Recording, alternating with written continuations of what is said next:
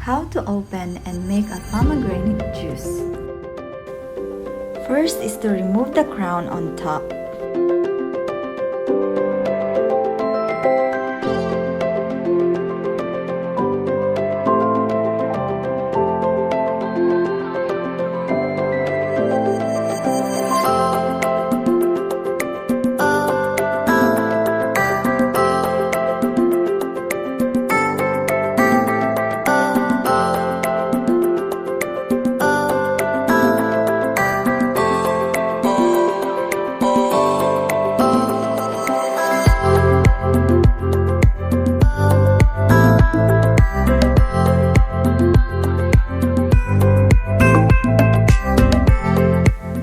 Using a knife, score 4 to 5 lines from top to bottom.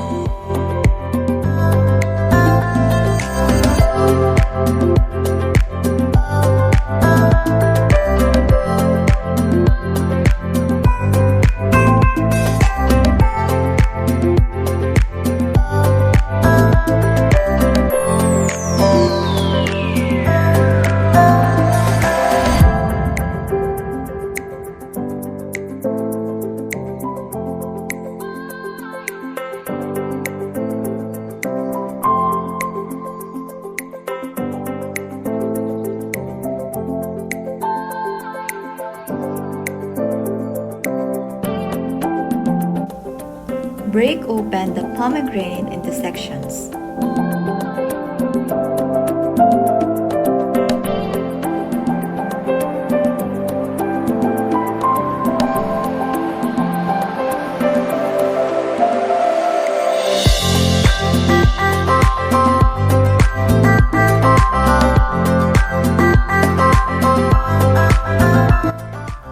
Release the seeds using your hands in a bowl of water.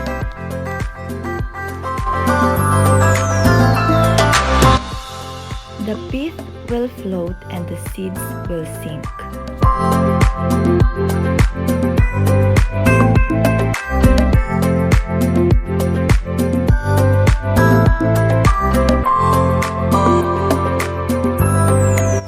Strain water out of the seeds.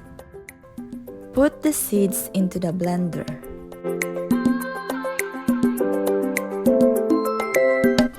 Run your blender a few times so the seeds are broken up.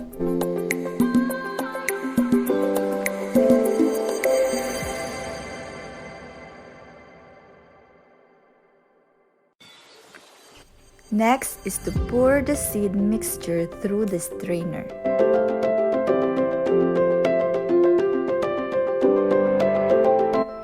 Use a rubber spatula to press the pulp against the strainer.